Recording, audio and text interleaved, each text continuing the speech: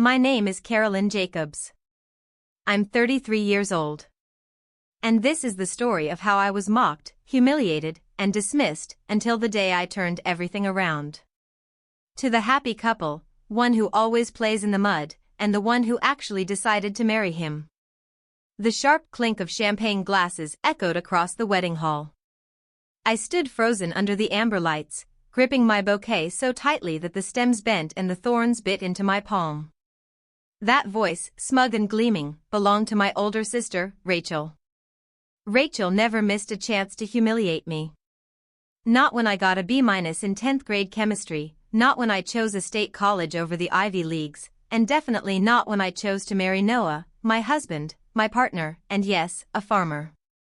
At 35, Rachel was the embodiment of everything my parents had ever hoped for.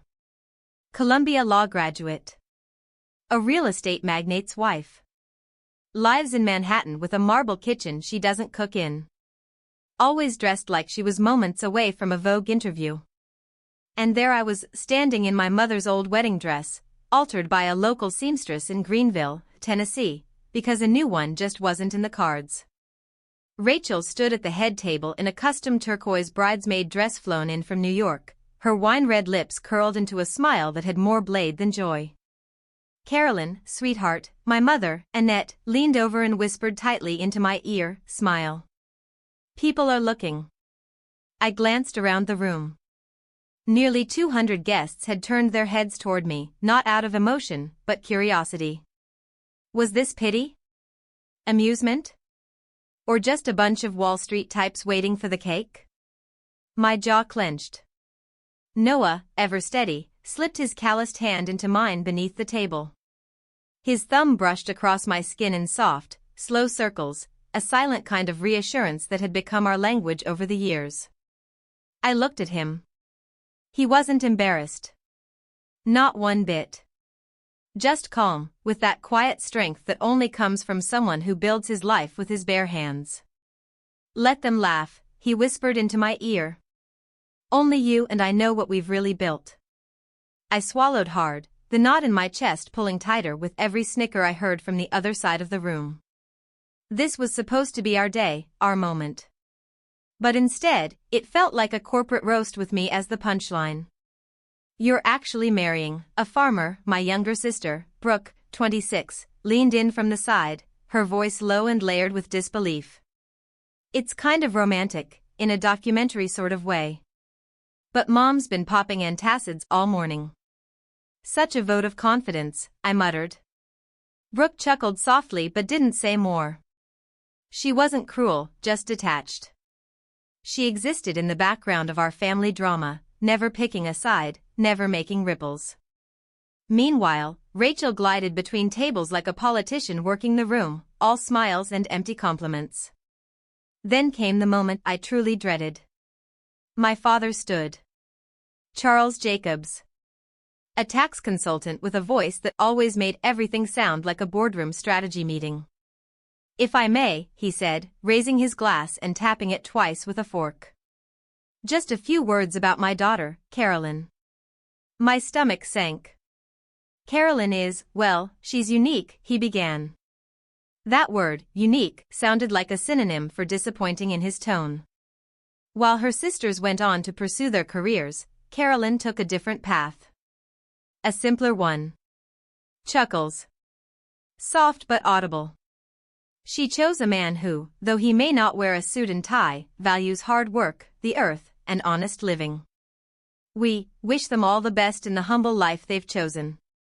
It felt like a eulogy. My cheeks burned, but I didn't cry. I'd done enough of that growing up. Noah leaned closer again. Pretty sure your dad's been rehearsing this for months, he said with a crooked smile. I looked at him. Somehow, that steadied me. That grounded me. I picked up my glass, not champagne, just water, and stood up. A toast, I said, my voice slicing through the murmurs like a clean blade. To family, and the most important lesson of all, knowing exactly who's on your side. The room fell silent. Rachel stiffened. My father blinked. But I held firm. Rachel raised her glass with a tight smile. Everyone else followed. "That's my wife," Noah said quietly. And for the first time that day, I smiled too. But deep inside, I knew something else. I would remember this. Every word. Every laugh. Every patronizing pat on the hand. Because I might have been the girl in the hand-me-down dress, but I wasn't going to stay quiet forever. 3 years later, I would get the chance to remind them all, especially Rachel, that the mud they mocked was the very thing that would bury their pride. And I wouldn't even have to lift a finger. 3 years passed since that wedding.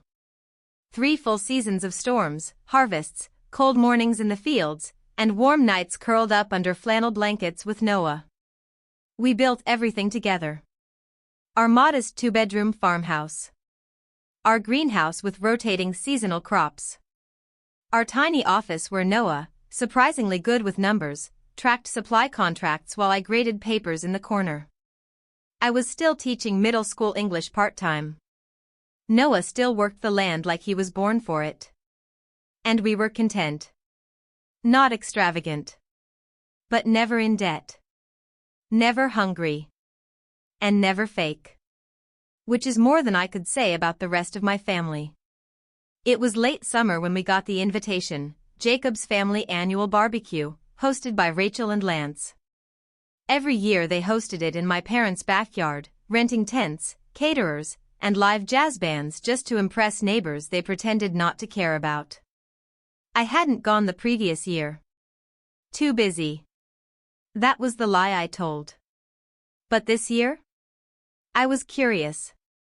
And maybe, for once, I wanted them to see that Noah and I weren't the punchline anymore. So we went. When we pulled up, the street was lined with shiny SUVs and European sedans. I parked our dusty pickup 2 blocks away. Noah didn't complain. He never did. He wore his cleanest flannel and jeans, boots polished, hair slicked back. I wore a blue cotton dress I'd sewn myself, with sunflower earrings my students had made for me. Rachel spotted us the moment we stepped through the gate. "Carolyn. You made it," she sang, walking over with a glass of Chardonnay and a forced grin. Her platinum hair was curled into soft waves, and she wore a white linen dress that probably cost more than my monthly grocery budget. "Still making dresses from tablecloths?" she asked under her breath as she hugged me. "Still buying personality from a catalog?" I whispered back, smiling. Her grip tightened around my back, then released. We mingled. Noah was immediately cornered by Lance, Rachel's husband. Lance always reminded me of a rejected extra from a business reality show, tanned, slick, too many teeth showing when he smiled. "Still selling lettuce, Noah?" he asked. "Actually, we've got 3 new grocery chains carrying our produce," Noah replied smoothly, sipping water from a paper cup. "One just offered us a 5-year supply contract. Sustainable, organic, direct-to-store." "Oh." Lance blinked. "That's cute. And you?" I asked, joining them. "Still managing other people's money with reckless abandon?" Lance stiffened. "I handle high-value portfolios, Carolyn. It's not for the faint of heart." "I'm sure," I said. "Betting on tech startups again?" Noah's eyes met mine briefly. I could tell, he already knew something. But he wasn't the kind to announce it. Rachel swept back into our circle with her signature glide. "You two are always such a refreshing reminder that success isn't always about money," she said brightly. "It's about happiness, right?" "Exactly," I replied, not missing a beat. "That's why we're not terrified every time the stock market twitches." Rachel's smile faltered. Lance downed the rest of his drink in one gulp. We drifted off toward the food tables. My mom was pretending to rearrange plastic forks, and my dad was deep in conversation with a neighbor about real estate taxes. Nobody brought up jobs. Or deals. Or Lance's firm. That was strange. I spotted my youngest sister, Erin, sitting alone near the garden. She waved me over. Thank God you came, she whispered. This whole thing's a circus. Since when isn't it? I replied. Erin leaned in. I think something's really wrong. With Rachel and Lance. There was a screaming match last night.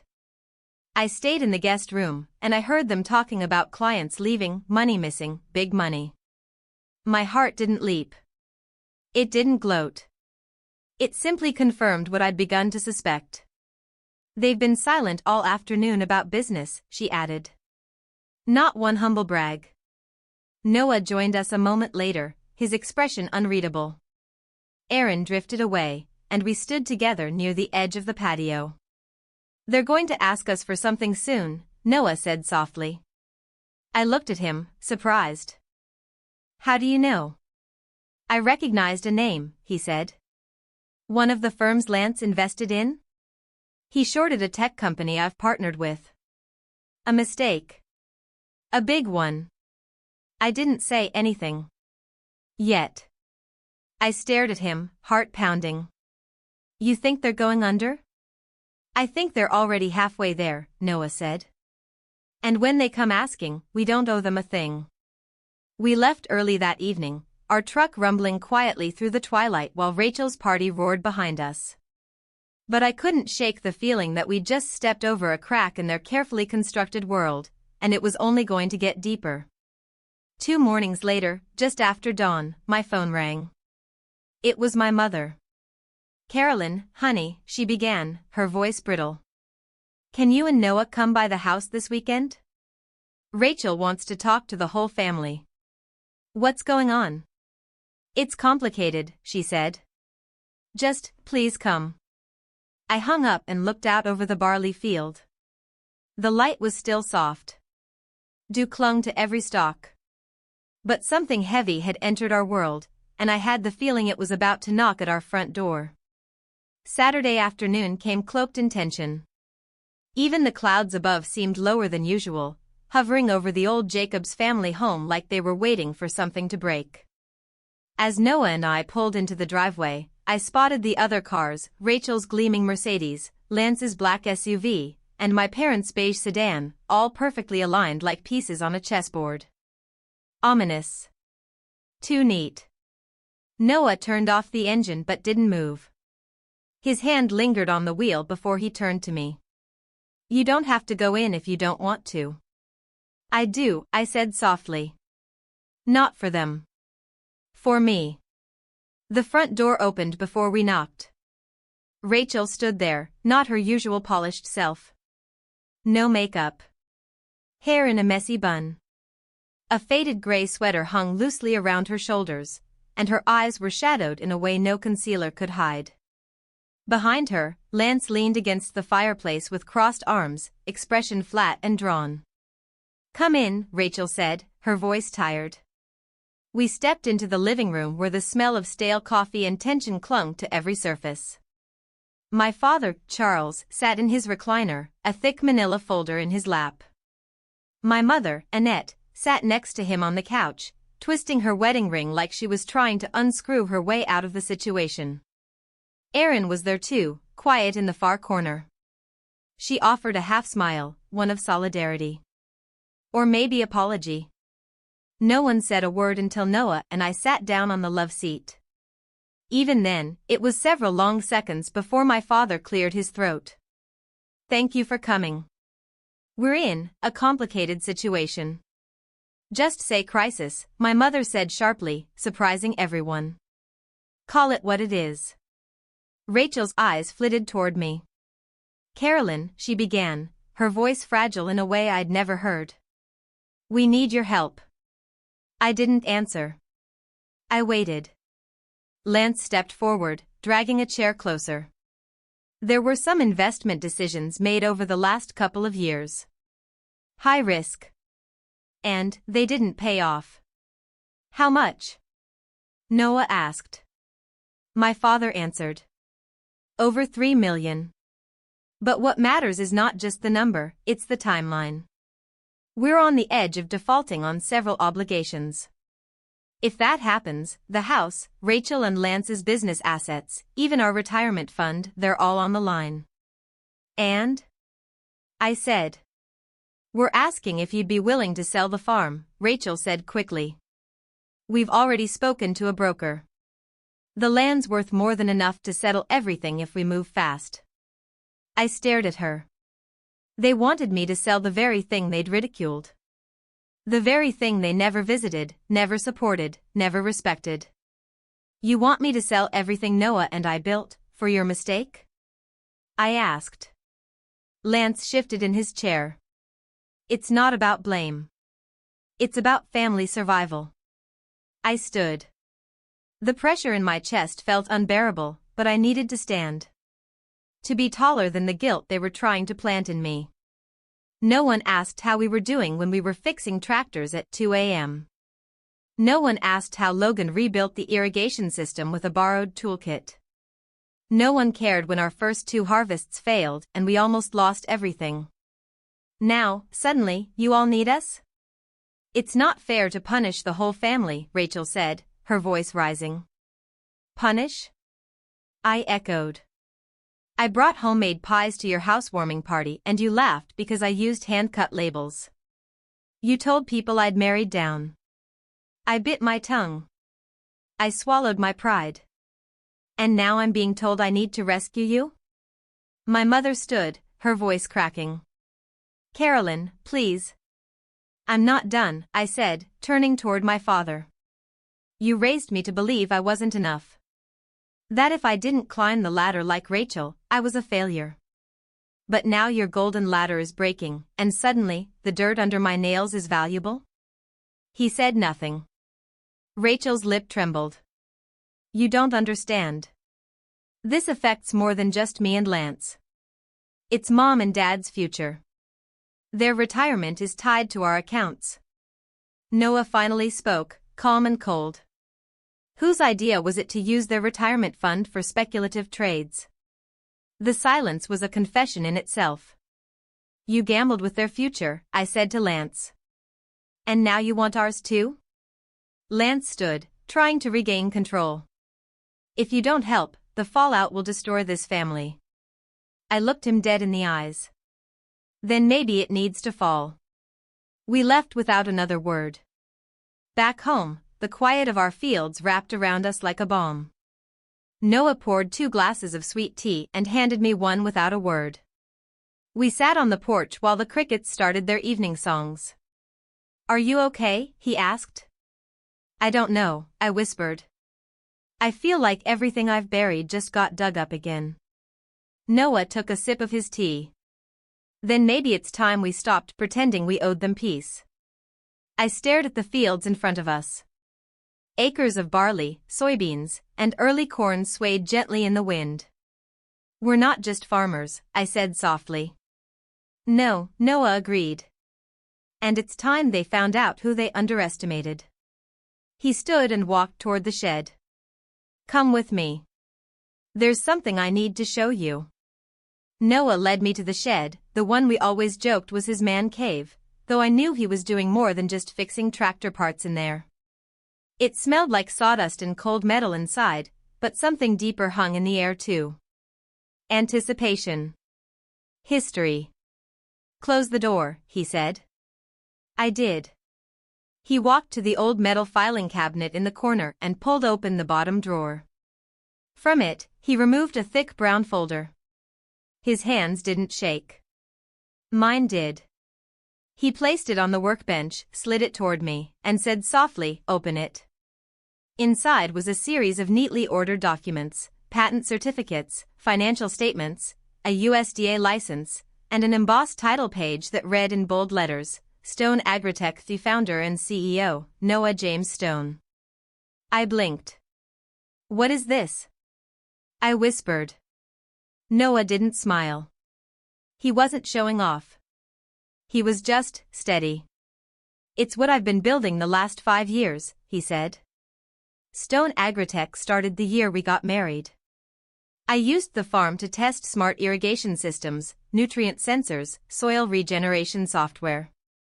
Everything I developed, I logged, improved, and patented. I flipped through the papers. It was real. Detailed. Technical. Sophisticated. You're the CEO of a tech company? Agritech, he said. We've quietly partnered with Cornell University, and I just signed a licensing deal with a sustainable agriculture initiative in Utah. This isn't just about growing crops anymore. It's about changing how we farm everywhere. Especially in places hurt worst by droughts. I sat down on a work stool, the weight of it all hitting me like the first strong wind before a storm. Why didn't you tell me? Because I needed time to prove it wasn't just a dream, he said. And because I wanted to see who would stand with us when they thought we had nothing. No money. No name. Just dirt. He moved to a small table and pulled out a second folder. This one's for you. I opened it. There was a ledger with both our names on it. Ownership split 50-50. Equal partners. Equal builders. Carolyn, he said, this farm isn't a backup plan. It's the foundation. The testing ground.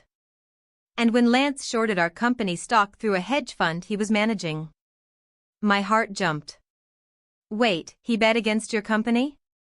Noah nodded. He thought it would crash. He didn't know we were Stone Agritech. Just another farmer-run startup with low visibility and too much risk. But when the contracts came through and our valuation tripled, his whole position collapsed. That's when everything started falling apart for them. Oh my God, I whispered. Noah's jaw tightened. He gambled on our failure. And lost everything. I stared at the blueprint tacked to the wall. Rows of data, test crops, forecast maps, water-saving calculations. Suddenly, every late night he spent out here made sense. He tried to destroy us. And now they want us to save them, I said slowly. Noah finally leaned back against the bench, arms folded. They'll come again. Maybe not tomorrow. But they will. This time with numbers, pressure, maybe guilt. I looked down at the folder, at the name that now carried weight far beyond our fence line. Stone Agritech. They had no idea who we really were. But they would. Because this time, we weren't walking in as the dirt-covered couple. We were walking in as the ones holding the only rope left before their world collapsed. Sunday arrived humid and gray. At 2:03 p.m., I heard the crunch of tires on gravel. I stepped out onto the porch just as 3 sleek black SUVs rolled in, kicking up red dust behind them. Logan joined me. No suit. Just his usual rolled-up sleeves, jeans, and boots. He wanted them to see us like this. Unapologetic. The car doors opened like clockwork. My parents stepped out first, followed by Rachel with little Ava on her hip. Lance exited last, wearing a tailored suit that looked like a final attempt at pretending things weren't falling apart. We need to talk, my father said as he reached the steps. We set up a table out back, I said. If you're here to talk, you can sit down like civilized people. They hesitated. Then followed us around the house to the big wooden table under the oak tree. Rachel placed a heavy folder in the center. These are the finalized sale contracts. A buyer's already lined up. If we sign this week, we can transfer the deed and avoid legal action on the outstanding debts. I looked down at the papers. Then at them. You think you have the right to decide that for us? My mother's voice trembled. Carolyn, please. We're losing everything. Your father's pension. The house. Rachel's company. Even your sister Erin's college fund is tied into this. I glanced toward the house. Erin stood behind the screen door, arms crossed. She wasn't part of this. Not yet. What about Lance? I asked. Still pretending this is someone else's fault? I didn't know Stone Agritech was Noah's company, Lance snapped. There are dozens of these startups. His name's not even on the homepage. Because we don't chase headlines, Noah replied calmly. We build. And when we build, we register everything. The patents. The designs. The technology you tried to bet against. Rachel looked confused. What are you saying? I'm saying, I stood, placing a fresh folder beside hers, that your husband used client funds to short a company he didn't understand. And now the company he mocked is worth almost $50 million. More than enough to sue him for willful financial negligence. My father's face paled. Lance looked like he was about to choke. Rachel sat down hard in her chair, clutching Ava's hand. I didn't know, she whispered. No. You didn't, I said. Because you never wanted to know. You wanted to mock. To belittle. To act like your life on the 37th floor made you better than the people who feed the country. You can't really mean this, my mother begged. I do, I said. We're not selling. Not now. Not ever. Noah added quietly, you've always seen us as a backup plan. But we were building the main plan the whole time. My father's hands trembled. You'd let your own family fall? I looked him straight in the eye. Family isn't something you remember only when you're drowning. And then I stood. And this time, nobody dared to stop me. We didn't say goodbye. We didn't offer hugs or parting words. We just walked back to the porch while they stood there, staring, stunned, silent. The contracts they brought lay abandoned on the table, flapping gently in the breeze like the last pages of a closing chapter. It was over. Not the story, just the illusion. Inside the house, I sank into the kitchen chair, my fingers wrapped tight around the rim of a glass. My pulse was still thudding in my ears. Noah walked in a moment later, set a kettle on the stove, then looked at me quietly. You okay? I think so, I whispered. But I also feel like something in me broke today. And I don't want to fix it. Good, he said. It needed to break. I knew what he meant. That old part of me, the part that sought approval, that winced under Rachel's sarcasm, that swallowed my father's passive slights like bitter pills, that version of me didn't belong anymore. She'd served her time. She'd endured. But she was done. The next few days passed in stillness. We worked the land. The tomatoes were almost ready for picking. The calves had settled into their new paddock.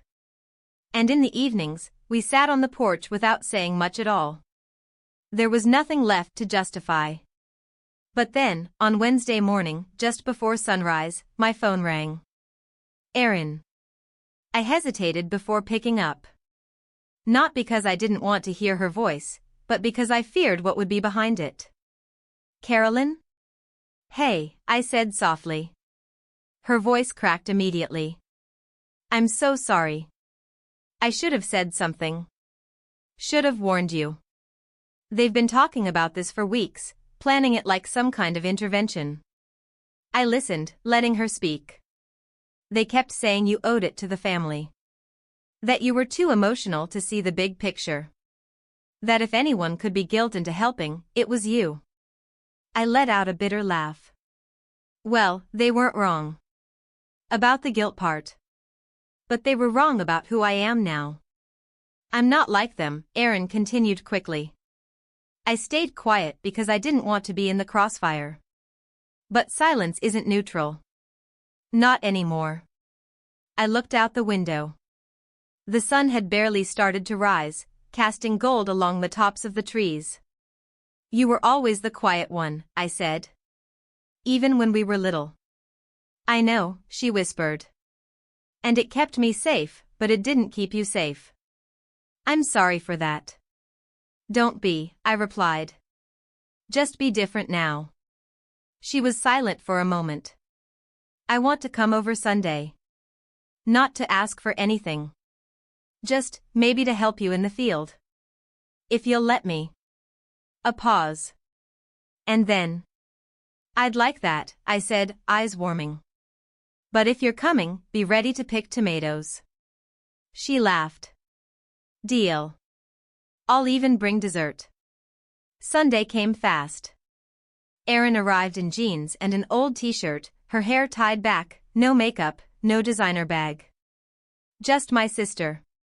My real sister. We worked side by side for hours, sweating, laughing, passing each other empty crates and full stories. She told me about her job at the local school district, her boyfriend who'd recently moved to Dallas, and how she secretly hated the pressure of being the pretty one all her life. I used to think it was better than being ignored, she said. But I see now, it's just another prison. As the sun started to dip, we sat on the back porch, drinking sweet tea and watching the horizon bleed into pink and lavender. Erin, I said, there's something you should know. I told her everything. About Stone Agritech. About Noah's patents. About the USDA's interest. About Lance's shorting of the stock and how it backfired. Her mouth hung open. He bet against your success, she gasped. Without even realizing it, I said. He saw a farmer. Not an innovator. Not a competitor. And definitely not someone worth doing research on. Erin shook her head slowly. I can't believe how blind we've all been. I reached for her hand. Maybe now you don't have to be. That night, for the first time in years, I felt something I hadn't allowed myself to feel in a long while, peace. Not the kind that comes from being liked. The kind that comes from being respected. Or at least, known. By Tuesday, the world outside our farm began to stir again. Noah came in from the shed carrying an envelope. What's that? I asked. From the USDA, he said, setting it on the table. I opened it carefully. Inside was a letter from Dr. Sophie Martinez, Director of the Agricultural Research Service. She wrote, Dear Mr. and Mrs. Stone, after a thorough review of your submitted data, lab trials, and recorded harvest outcomes, we are pleased to inform you that your project qualifies for federal research expansion funding under our Sustainable Futures Initiative. The USDA is prepared to offer a grant totaling $2.7 million over 3 years, to be matched by institutional funding from the University of Minnesota's Plant Sciences Institute. I stopped reading. My hand trembled. My chest tightened. Noah, I whispered. They want us. They really want us. He knelt beside me, smiling, his eyes glistening. Of course they do. I burst out laughing, relief and joy tangled together in one overwhelming rush. I wish Rachel could see this, I said suddenly. Noah raised an eyebrow. Why? Because she always told me I married someone who played in the mud, I replied. But now the whole world wants the recipe to that mud. The USDA grant wasn't just money, it was validation. Every early morning, every blistered hand, every eye roll we endured from people like Rachel and Lance, it all suddenly meant something more. Noah and I sat under the stars that night, porch light off, the air thick with summer warmth and fireflies blinking along the fence. It should have felt surreal, but it didn't. It felt right. Like the land had always known this was coming. Like it had simply been waiting for us to believe in ourselves long enough. 2 days after the letter arrived, my phone rang again. But this time, it wasn't Erin. It was Rachel. I stared at the screen for a long time. Not because I didn't know what to say, but because I knew she wasn't calling to apologize. Rachel never apologized. Carolyn, she said when I finally answered. Her voice was strained. Flat. Like someone clinging to the last rung of a ladder. Rachel. I heard about the USDA grant. I waited. Look, she said. We're still in trouble. Lance is being investigated internally. I'm not supposed to say that, but you should know. They froze some of our accounts. He leveraged my business too, Carolyn. I could lose everything. I closed my eyes. Rachel, I told you. I know. I know what you said. But this isn't just about Lance anymore. I have Ava to think about. I have nothing left. Nothing but pride, and that's been crushed already. For a moment, she didn't sound like Rachel at all. No veneer. No polish. Just a woman unraveling. Why are you calling me? I asked, not unkindly. Because I don't know who else would pick up the phone. I've treated you horribly. I see that now. And I know it's too late to fix everything. But if there's any part of you that still remembers when we were sisters. She paused. Just tell me what to do to start over. I'll do it. I sat in silence, my thumb tracing the edge of the phone. I don't want money, she said. I'm not asking for a bailout. Just help me figure out how to rebuild. You did it. From nothing. I need to learn how. Tears welled up in my eyes before I could stop them. Because as much as I wanted to harden my heart, I hurt her now. Finally. I can't fix what you broke, I said. But I can tell you where we started. She sniffled on the other end. Where? With honesty, I replied. And with dirt. The real kind. You're going to have to get your hands in it. Rachel didn't speak again for several seconds. Then, softly, I'm ready. 2 weeks later, Rachel showed up on the farm. In jeans. And boots. And no makeup. No entourage. No Lance. Just her and Ava, holding hands, walking up the gravel path like two travelers returning from a storm. She didn't pretend. She didn't perform. She rolled up her sleeves. She helped Noah stack crates. She asked questions about compost and drip lines and seed rotation.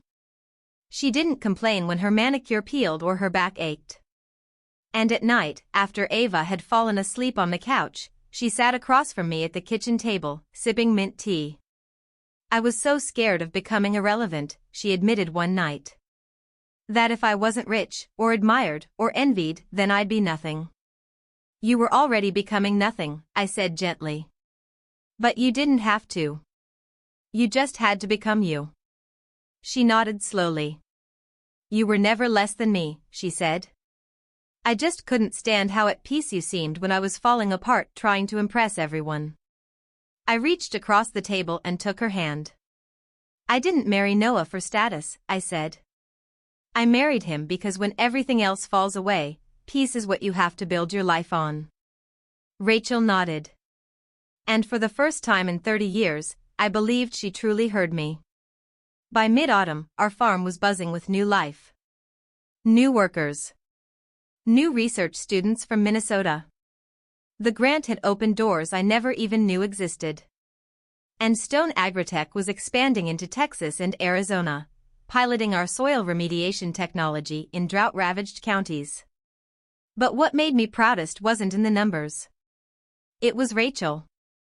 2 months after she first came to us, she started a program for women transitioning out of financial ruin, teaching them how to grow food, track expenses, and build businesses from the soil up.